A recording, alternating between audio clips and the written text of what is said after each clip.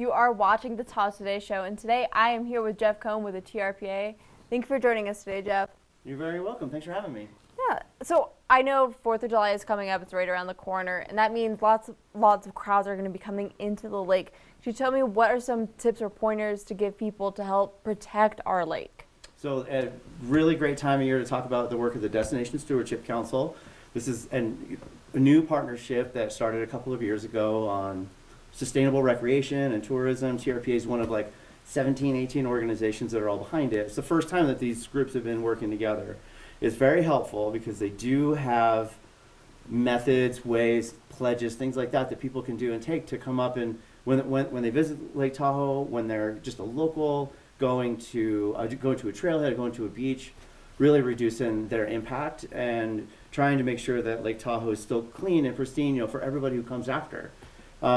So the recommendations I think that are coming from lots of different angles are be prepared, know before you go, plan ahead, right? These are the things that will help with parking congestion, making sure that you have a parking reservation. If there are parking reservations, that you know where to go, that you know everything about the beach that you're going to, issues with aquatic invasive species, if you're bringing up paddles, pack it in, pack it out. Coming prepared means bringing a trash bag and leaving the place better than you found it. So you maybe don't necessarily just have to bring your own trash and waste out of wherever you go, but you can actually help others too and bring their, pick up a few pieces here and there. It really helps. I do think that is some great summer tips in general as well. I don't think people should just take it as like, oh, just the 4th. I think that's a great thing to bring in through the rest of the summer. And speaking of which, what are some community events or projects we got going on for the summer? Well, really close by here is the Kale Drive Complete Streets project, which just broke ground. This is a transformative project on Kale Drive, which joins down in South State Line. It joins US Highway 50 all the way down to the bottom of Raid Meadow, Burke Creek, and it's another way to get into Nevada Beach. But the Lamwata Trailhead and the trail system, which is a cultural site for the native Washoe tribe. This is totally a transformative project. It's a great example of all of the partnerships that happen in the basin, the number of organizations, the massive range of environmental benefits that will come out of it, from water quality to safety and transportation. That is one of the projects on South Shore, but believe me, there are road resurfacing and trail resurfacing projects all the way around the lake on the West Shore and the North Shore.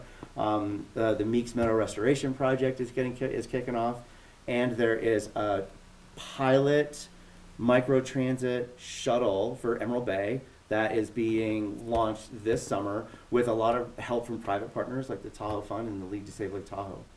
That's right. I remember hearing something about the Emerald Bay Road as well. I think CHP was talking about it too, because it gets so congested there, and safety-wise and the environmental reasons why, reducing emissions, keeping that carbon footprint down and lower. One of the keys to lake clarity is stopping erosion and compacted soil. So when folks have to park off the road shoulder, they kind of are compacting soil there. So a really great way to protect the lake is to only park on pavement, and a lot of times that means know before you go, make a reservation, figure out how you're going to get there and where you're going to park.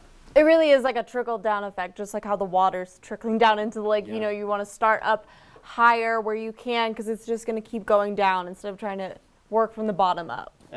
Every mountain in the world eventually is going to be flat, and that's what's happening even in the Sierra every day. So we need to do what we can to stop the impacts and the erosion that we're causing.